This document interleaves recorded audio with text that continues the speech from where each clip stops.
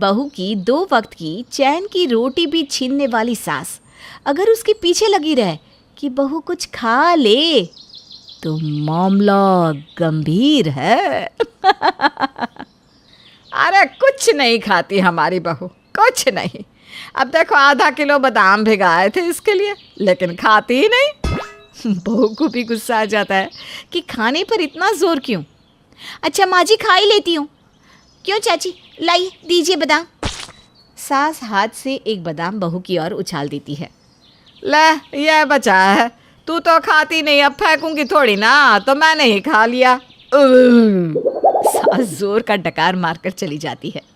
भला सोच, तेरी सास कितनी अच्छी औरत है। सारा दिन तेरे खाने पीने की चिंता में पतली होती जा रही है। एक हमारी बहू है, हमारा तो कुछ सोचती ही नहीं है। फिर शाम को, अरे रिन्नी बहू ज़रा किशोर को तो फ़ोन कर। क्यों माँ जी, वो तो अभी ऑफिस में है, 1 घंटे बाद निकलेंगे। तू ना बहू बोलती ज़्यादा है, बाकी तेरे साथ कोई दिक्कत नहीं है। अरे जितना बोल रही हूँ उतना कर ना। बहू भी क्या करती, सास का कहा मानना डिफ़ॉल्ट सेटिंग में होता है। पति को फ़ोन लगाकर पकड़ा देती है फ़ोन सास को। हाँ भाई किशोर, मैं तो हार गई। तेरी बीवी को बोल बोल करके कुछ खा ले, कुछ खा ले, लेकिन ना ये तो कुछ खाती है सारा दिन। तू एक काम करना, आते वक्त ना कल्लू के पास से 4 समोसे पकड़ लेना, वही पसंद है ना इसको, शायद खा ले। अच्छा चलो रखती हूँ। और सुन, चटनी हरी लाल दोनों डलवा लेना, ठीक है? और हाँ थोड़े करारे भी करवा लेना, हाँ बेटा। सास फ़ोन साइड पर रखकर चली जाती है। पर माँ जी मैंने तो अभी ही खाना खाया था। अभी कब? 2 बजे ना, अब तो 5 बजने आए हैं बहू। 1 घंटे बाद चाय बनेगी, फिर तो क्या खाएगी, खाली चाय? ना जी ना, मेरी बहू समोसे खाएगी। हाँ।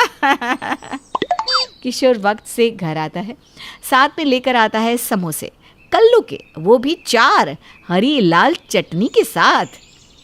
वाह वाह वाह वाह। बहू चाय ले। बहू चाय ले आती है। सास एक समोसा बहू के सामने रख देती है। खा बहू खा, कुछ नहीं खाती तू। तेरे पीछे कितना परेशान रहते हैं हम लोग, पता भी है। अभी बहू चाय के साथ एक समोसा भी पूरा खत्म नहीं कर पाई थी कि सास की ओह डकार सुनाई देती है और सामने के प्लेट से 3 के 3 समोसे गायब। बहू सर पर हाथ रख लेती है कि बहू कुछ खा ले, कुछ खा ले के पीछे क्या मंशा है। अरे साफ साफ कह देती कि बहू मेरा कल्लू के पास के समोसे खाने का मन कर रहा है, तो भी समोसे तो आ ही जाते ना। ना, ऐसा नहीं करती सासू माँ तो। अच्छा बहू चलती हूँ, रात का खाना थोड़ा हल्का ही रख देना, वो क्या है ना, समोसे पचने में थोड़ा वक्त भी तो लगता है। सास चली जाती है। थोड़ी देर बाद पति आता है। मानना पड़ेगा, माँ बहुत परेशान रहती है तुम्हारे खाने पीने को लेकर। क्या जादू कर दिया है। वैसे कैसे लगे समोसे, एक मुझे भी दे दो। कहाँ से दूँ, सारे समोसे खत्म। रिन्नी चली जाती है। रिन्नी के जाने के बाद उसका पति, यार कैसी भूखी बीवी से पाला पड़ गया है, कितना खाती है। पता नहीं माँ को ही क्यों लगता है कि वो खाती नहीं। भला 4 समोसे, आम इंसान तो खा ही ना पाए, वो भी कल्लू के जो एक्स्ट्रा बड़े साइज के जंबो समोसे बनाता है। खैर हम तो ये चटनी ही पी लेते हैं। तभी रिन्नी को और समोसे खाने का मन करता है, लेकिन समोसे तो खत्म। वो सोचती है कि चलकर चटनी ही पी लेती हूँ। वो वापस आती है, पति के हाथ से चटनी लेकर पी जाती है और चली जाती है। पति बेचारा। फिर अगले रोज़, माँ हम कल पार्टी में चलेंगे, तो सारे तैयार है ना? मैं कल ऑफिस से जल्दी आ जाऊँगा। अरे वाह, किसकी पार्टी है? वो मेरे ऑफिस के है ना, उन्हीं की। वैसे वो लोग मेन्यू पूछ रहे थे कि हम लोग क्या खाते हैं। मुझे मैसेज कर देना अगर कुछ स्पेशल बनवाना हो तो। कैसी बात कर रहे हो जी, किसी के घर जाना है तो जो वो लोग प्यार से खिलाएंगे वही खा लेंगे, क्यों माँ जी? सास कुछ नहीं कहती, बस यही कहती है कि अरे बहू तू ना कुछ खा लेना, बस तू खाती नहीं, तेरी पसंद का ना हो तो। अच्छा ये बता अभी खाने में क्या है? किशोर चला जाता है। सास भी कमरे में चली जाती है, लेकिन सास के मन में कुछ चल रहा था। क्या? ये बहू भी ना कुछ खाती नहीं, ना ही कुछ घर में बनाती है। अभी बाहर मिल रहा है तो कह रही है कि कुछ भी खा लेंगे।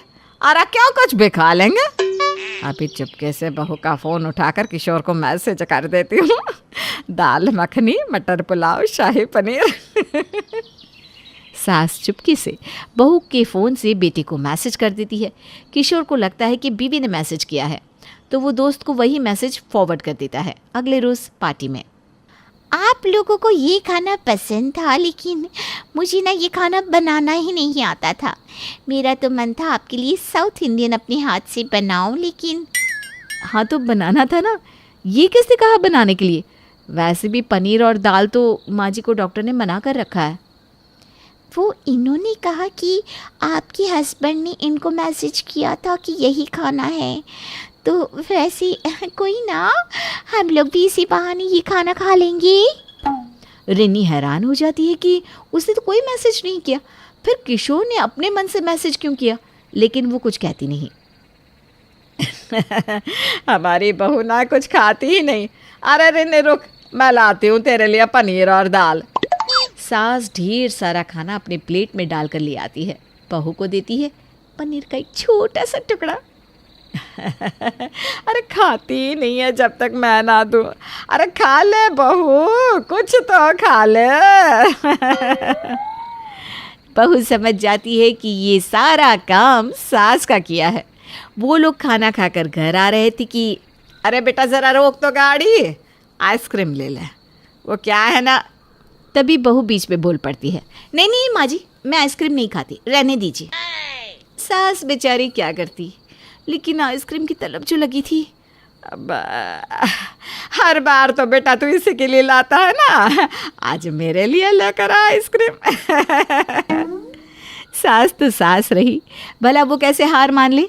लेकिन इस बार बहू ने भी कमर कस ली थी कि वो सास की ये हरकत छुड़वा कर रहेगी।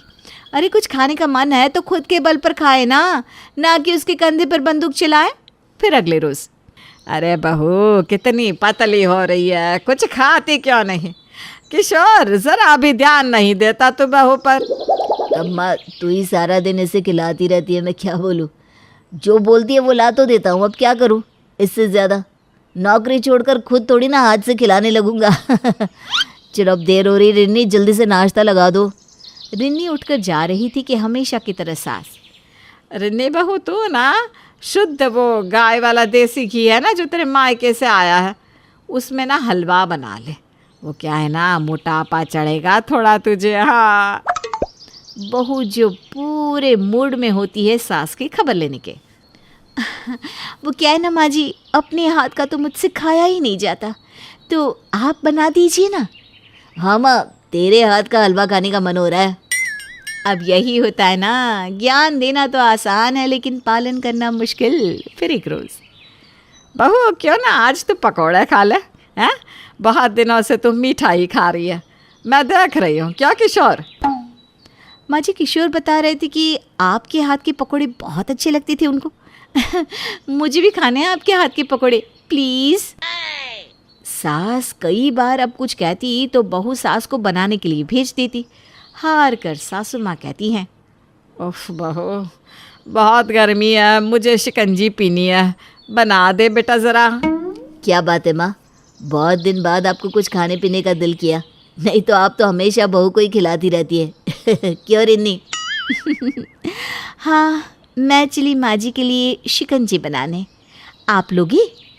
अब तो सास खाती, खूब खाती, लेकिन ये ना कहती बहू खा ले कुछ। अब तो सास खाती है खुद की मर्जी से। ये कहानी लोगों की उस मानसिकता को बदलती है जहाँ ये कहा जाता है कि गांव की औरतें सीधी और शहर की चालाक होती है। अरे बहुरानी क्या कर रही हो? माँ खाना बना रही हूँ, फिर ऑफिस के लिए तैयार होना है ना। अरे रोटी मैं बना दूंगी, तू जाकर जरा बाजार से ये सामान लेकर आ जा और मेरा मोबाइल ठीक करवा देना। जी माँ। ये बोलकर दिशा मार्केट चली जाती है। वापस लौटते ही, ओ माँ, बहुत देर हो गई, मैं जल्दी से ऑफिस के लिए तैयार हो जाती हूँ। अरे ठीक है, वो तो सारा दिन घर पर कोई होता नहीं है तो फोन पर ही मन लगा लेती हूँ। वैसे तेरे बच्चे मोबाइल देखने ही कहाँ देते हैं, सारा दिन उधम चौकड़ी। जी माँ, मैं समझ सकती हूँ, बच्चे को सारा दिन देखना कोई आसान काम नहीं है। कोई बात नहीं है माँ, मैं किसी नौकरानी को आपकी मदद के लिए रख देती हूँ। अरे ना, ठीक है, जो पैसे नौकरानी को देगी वो मुझे ही दे दिया कर। दिशा वहां से चली जाती है। जब ऑफिस के काम से लौट रही होती है कि सास का फोन आ जाता है। अरे दिशा बिटिया, नीचे आ जाए तो फोन कर देना।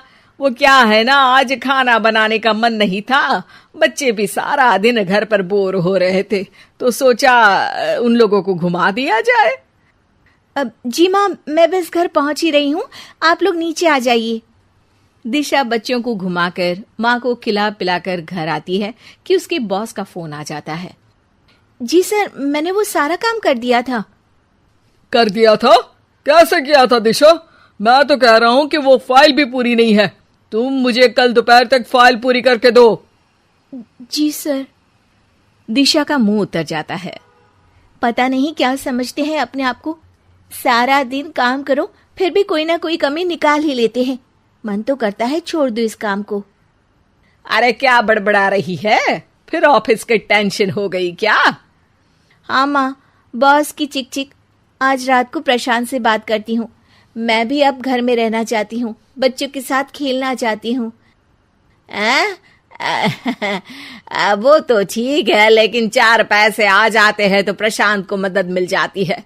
बहुत परेशान सा रहता है, हम दोनों को ही तो उसका सहारा बनना है ना।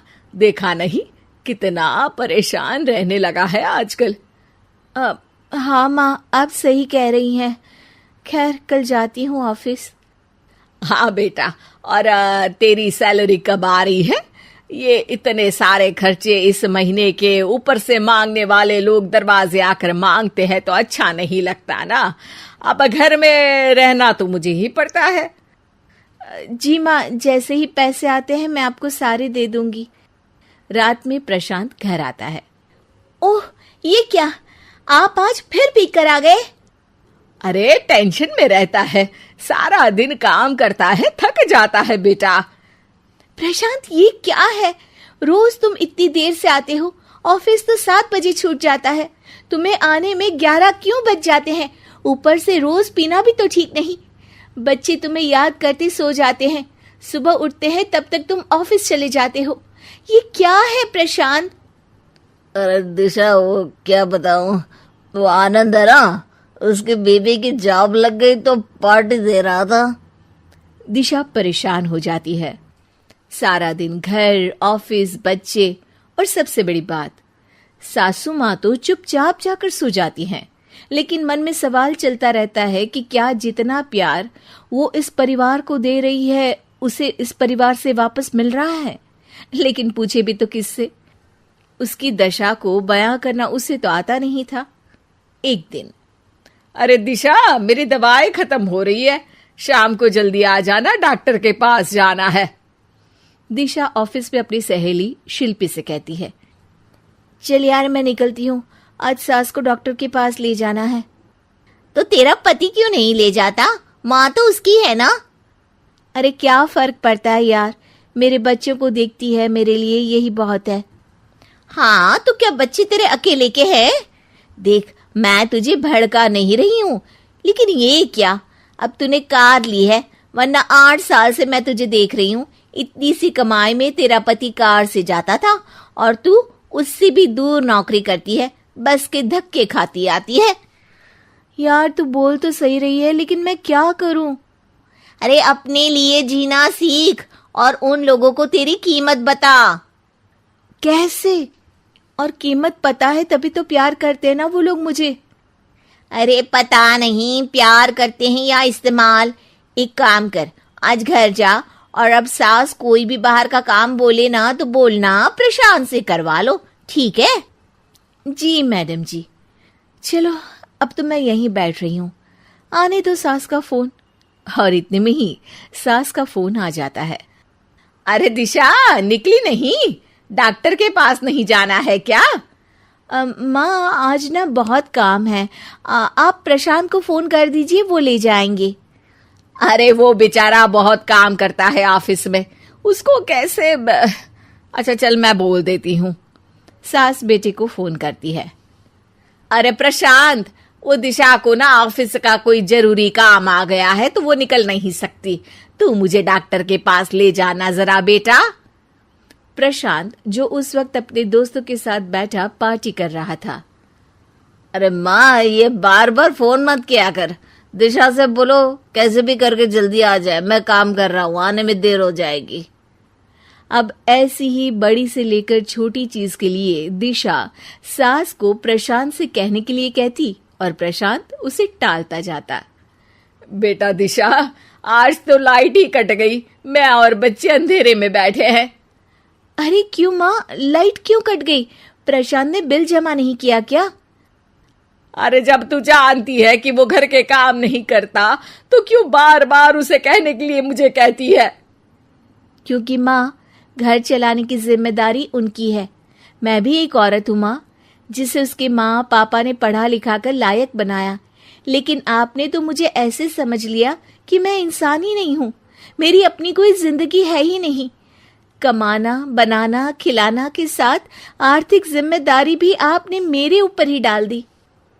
सही कह रही है बहू, लेकिन तूने हर किरदार इतनी ईमानदारी से निभाया कि मैं अपने बेटे को भूल गई। हाँ, मेरी गलती है कि मैंने प्रशांत के लिए हमेशा चैन, शांति और सुकून चाहा, जिसका उसने गलत फायदा उठा लिया। तू मेरे लिए आज से प्रशांत से भी बढ़कर है, क्योंकि मैंने प्रशांत को बेटे के रूप में पाला पोसा, लेकिन तेरे माँ पापा ने तो तुझे बेटा और बेटी दोनों के ही गुण दिए बेटा। अरे भाग्यवान, मेरे जूते कहाँ रखे हैं? मुझे बाहर जाने में देर हो रही है। तभी मालती कमरे में आती है। ये रहे आपकी जूते, मैं इन्हें साफ करने के लिए ले गई थी। अरे वाह, तुम कितनी समझदार हो, मेरे बिना कुछ कहे ही सारे काम कर देती हो। तभी मालती झिझकते हुए रमेश से कहती है, सुनिए जी, आपसे एक बात कहूँ, बुरा तो नहीं मानेंगे ना? अरे नहीं नहीं, बेफिक्र होकर कहो। शादी से पहले मैं अपने मायके में नौकरी करती थी। मैं चाहती हूँ कि अब मैं फिर से नौकरी करना शुरू कर दूं। वैसे भी सारा दिन घर में बोर हो जाती हूँ। देखो मालती, तुम्हारे नौकरी करने से मुझे कोई ऐतराज नहीं है, लेकिन तुम्हें एक बात बता दूं, हमारे खानदान में आज तक कभी किसी औरत ने नौकरी नहीं की। फिर भी एक बार तुम माँ से पूछ कर देखो, अगर वो तुम्हें नौकरी करने की इजाजत दे देती है तो अच्छी बात है। रमेश वहाँ से चला जाता है। फिर उसी शाम मालती अपनी सास के पैर दबा रही होती है। तभी उसकी सास मालती से कहती है, अरे क्या बात है बहू, आज तो ठीक तरह से मेरे पैर नहीं दबा रही, किसी ख्याल में खोई पड़ी है क्या? मैं भी तो जानूं आखिर बात क्या है। दरअसल वो माँ जी। अरे हाँ हाँ बोलो, इतना सोच क्यों रही हो? माँ जी, अगर आप बुरा न माने तो मैं नौकरी करना चाहती हूँ। घर के काम करने के बाद मेरे पास काफी वक्त बच जाता है। मालती की ये बात सुनकर उसकी सास गुस्से में कहती है, अरे बहू, तेरी तबीयत तो ठीक है ना? आज ये कैसी बहकी बातें कर रही है? भला हमारे खानदान में आज तक कभी किसी औरत ने नौकरी की है जो तू नौकरी करने की बात कर रही है, हैं? अरे बहू, तू क्या रिश्तेदारी में हमारी नाक कटाना चाहती है? जितना जल्दी हो सके अपने दिमाग से नौकरी का भूत उतार दे, और अब जा, जल्दी से रसोई में जा, खाना बनाने का वक्त हो रहा है। मालती मन मार कर खाना पकाने के लिए रसोई घर में चली जाती है। अगले दिन, नमस्ते माँ जी, कैसी हैं आप? अरे आओ आओ दिवाकर बेटा, बैठो, मैं तुम्हारे लिए चाय मंगाती हूँ। बहू, जरा एक कप चाय तो लेती आना। फिर दिवाकर एक फाइल खोलकर मालती की सास के सामने रख देता है। ये देखिए माँ जी, ये है पिछले महीने का हिसाब और ये रहे मुनाफे के रुपए। एक बार हिसाब देख लीजिए और इन कागजों पर अपने दस्तखत कर दीजिए। अरे दिवाकर बेटा, मैंने भला आज तक कभी तेरा हिसाब देखा है जो अब देखूंगी। ला बता, कहाँ दस्तखत करूं? तभी मालती चाय लेकर वहाँ आ जाती है और अपनी सास को बिना कागजातों को पढ़े इस तरह लापरवाही से दस्तखत करते हुए देखकर हैरान रह जाती है। अच्छा माँ जी, अब मैं चलता हूँ, फैक्ट्री में बहुत काम है। फिर दिवाकर वहाँ से चला जाता है। कुछ दिनों बाद मालती बाजार में कुछ सामान खरीद रही होती है। तभी एक बूढ़ा आदमी उसे आवाज देता है। अरे मालती बेटी, कैसी हो? मुझे पहचाना? मैं तुम्हारी कंपनी में मुनीम का काम करता हूँ। हाँ चाचा जी, मैं आपको बिल्कुल पहचानती हूँ। कहिए, कैसे हैं आप? मैं तो ठीक हूँ। कंपनी में कुछ भी ठीक नहीं चल रहा, यहाँ तक कि हमें ठीक वक्त पर तनख्वाह भी नहीं मिलती। ये आप क्या कह रहे हैं? अब क्या बताऊं, आप लोग तो कभी हिसाब किताब देखने दफ्तर आते नहीं। मेरी मानो तो एक बार आप लोग दफ्तर आकर सारा हिसाब किताब देख लो, आपको असलियत पता चल जाएगी। अच्छा बेटी, अब मैं चलता हूँ, देर हो रही है। फिर वो बूढ़ा वहाँ से चला जाता है। वहीं दूसरी तरफ मालती घर पहुंचकर अपनी सास को सारी बात बताती है। तभी वहाँ रमेश भी आ जाता है, लेकिन मालती की सास मालती की किसी भी बात पर विश्वास नहीं करती। तभी रमेश कहता है, अरे माँ, बिना आग के कभी धुआं नहीं उठता। जब मालती इतना कह रही है तो हमें एक बार दफ्तर चलकर देख लेना चाहिए। वैसे भी हम लोग काफी दिन से अपने दफ्तर नहीं गए हैं। इस तरह किसी एक आदमी के भरोसे काम छोड़ना मुझे भी ठीक नहीं लगता। अगले दिन वे सभी अपने दफ्तर पहुंचते हैं और सीधे दिवाकर के कैबिन में जाते हैं। अचानक सबको एक साथ देखकर दिवाकर चौंक जाता है। अरे माँ जी, आप सब लोग अचानक यहाँ कैसे आ गए? अगर कुछ काम था तो मुझे एक फोन कर दिया होता, मैं आपके घर आ जाता। तभी मालती की सास कहती है, अरे दिवाकर बेटा, आज मैं हिसाब देखने दफ्तर आई हूँ, जरा मुझे पिछले 6 महीनों का हिसाब दिखाना तो बेटा। दिवाकर घबराते हुए हिसाब की फाइल मालती की सास को देता है। मालती की सास फाइल लेकर मालती को देती है और कहती है, ले बहू, देख ले हिसाब। मालती फाइल को बड़े गौर से देखती है और अगले ही पल उसे सारी गड़बड़ी समझ में आ जाती है। वो अपनी सास से कहती है, माँ जी, मुनीम चाचा बिल्कुल सही कह रहे थे। हमारी कंपनी में पिछले 6 महीनों में जितना मुनाफा हुआ है, हमें उसका आधा पैसा भी नहीं मिला। यूँ समझ लीजिए कि 1 रुपये में सिर्फ चवन्नी ही हमारे हाथों में आई है। मालती की बातें सुनकर मालती की सास गुस्से से दिवाकर को पूछती है, क्यों दिवाकर, मेरी बहू जो कह रही है वो सच है? दिवाकर समझ जाता है आज उसका भांडा फूट चुका है। वो गिड़गिड़ाते हुए कहता है, मुझे माफ कर दीजिए माँ जी, मैं पैसों के लालच में अंधा हो गया था। अरे वाह दिवाकर, तू तो एक नंबर का चोर निकला। इतने दिनों से मैं तुझ पर आंख बंद करके भरोसा करती रही और तू मुझे ही चुना लगाता रहा। अभी के अभी निकल यहाँ से और दोबारा अपनी शक्ल मत दिखाना।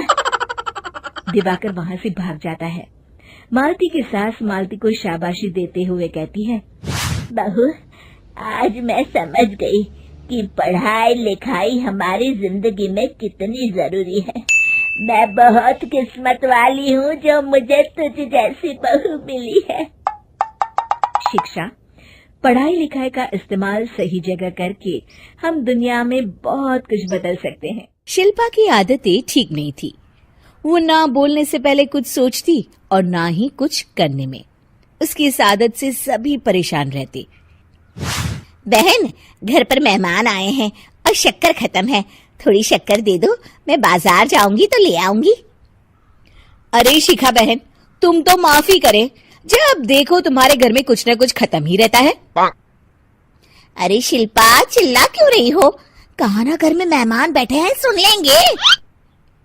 सुन लेंगे तो सुन ले, तुम लोगों की मांगने वाली आदत तो बंद होगी। अच्छा शिल्पा, ना दो शक्कर, लेकिन बात तो अच्छे से करो। एक कटोरी शक्कर के लिए तुमने मेरी बड़ी बेइज्जती कर दी।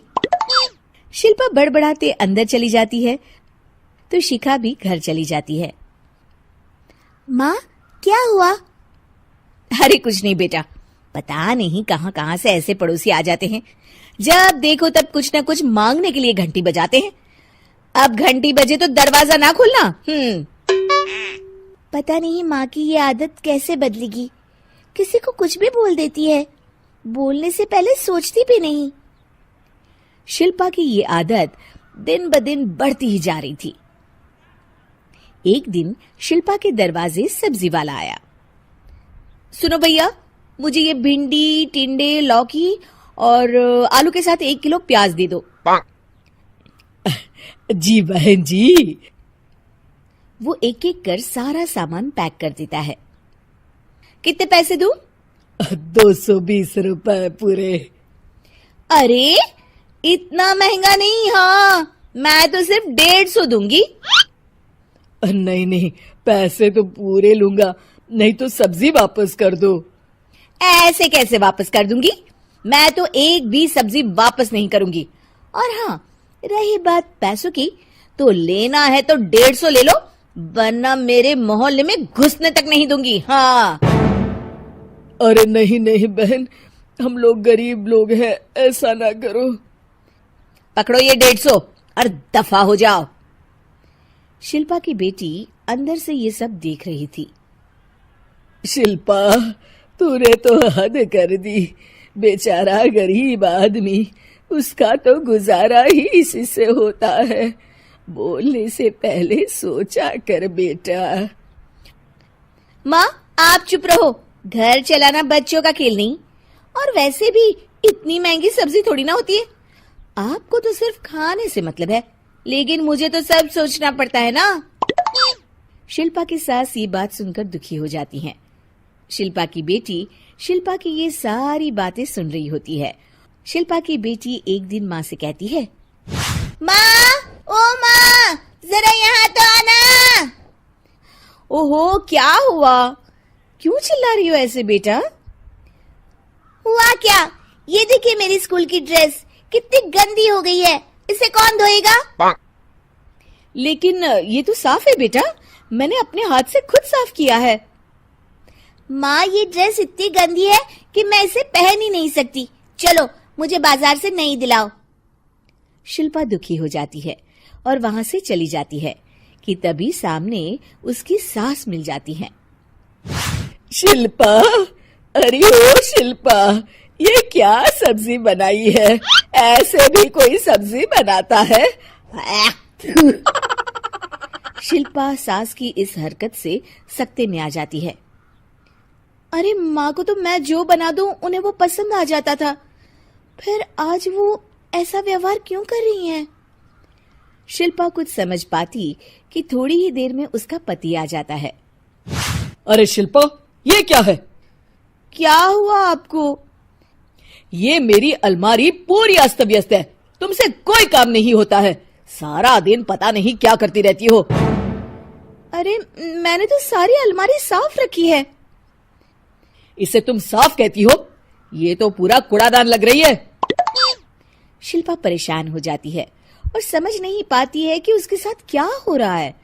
शिल्पा अकेले कमरे में जाती है और जोर जोर से रोने लगती है।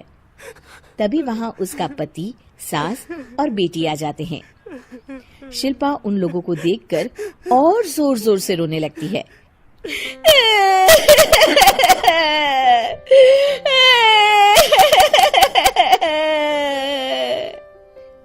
कि तभी उसकी सास उससे कहती है, क्या हुआ?